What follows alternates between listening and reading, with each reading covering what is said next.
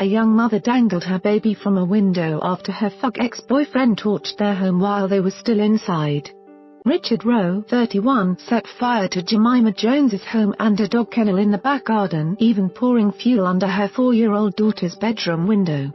Miss Jones, 23, woke on July 8, 2016 to smoke filling the house and had to dangle their 4-month-old son out of an upstairs window and into the arms of rescuers. Rowe, who was jailed in January for beating up his ex, was last week imprisoned for 3.5 years for the arson, which happened a week after they split up. Miss Jones, from Horsham, West Sus, said, "I leaned out the window holding my baby out of it because I knew the smoke would fill his lungs in no time at all.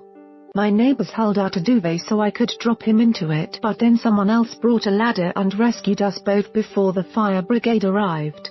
I owe my life to them." He has destroyed everything and everyone. "I was made homeless as it wasn't habitable. My 4-year-old daughter was too scared to go back. I have had to rehome my dogs. I have no friends or family in the area I have moved to. He has deprived my children of their grandparents. My son has been left without a dad.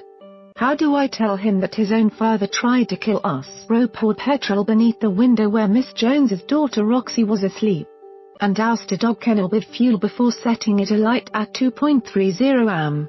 Miss Jones awoke to the sound of smoke alarms screeching and her 5 dogs barking and ran to check on her 4-month-old baby.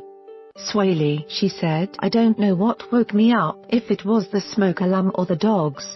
I looked down the stairs and my first thought was the house is on fire. I turned my phone off as he was ringing me constantly, and switching it on was the longest 30 seconds of my life." Miss Jones went to wake a friend who was staying to support her after the split with violent Rowe. He scooped up Roxy and ran with her down the stairs and past the inferno in the front room, and out of the back door. There was only one person Miss Jones could think of who would do such a terrible thing, and she called 999 to tell police, "I think my ex has done this.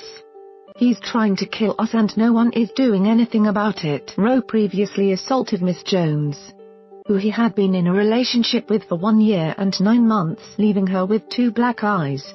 He was convicted for the attack and sentenced to 6 weeks in prison in January. Bail conditions were set for him not to contact Miss Jones except through a third party to arrange contact with his son, which he breached and was arrested for on the day of the fire. She called a friend to stay with her for support and awoke at 2.30 am to find the house was on fire. Neighbours who heard her screaming came to help and found a dog on a chain pulling the blazing kennel behind it as it desperately tried to escape the flames. The dog was rescued and treated for burns, but Miss Jones decided to rehome it. Agricultural salesman Rowe was arrested hours later and admitted arson with intent to endanger life when he appeared before a court.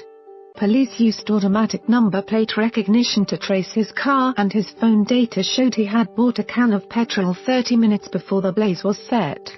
A judge who jailed him said he had ruined lives after setting the fire in a cold and calculated manner. Miss Jones said she was pleased Rowe had been jailed, but was forced to move across the country to Dorset to a new home. She is now trying to recover from her ordeal. Rowe was sentenced to 3.5 years at Hove Crown Court on March 7 and was also handed a 3-year license upon his release. Judge David Rennie said, "You set 2 seats of fire in a cold and calculated manner.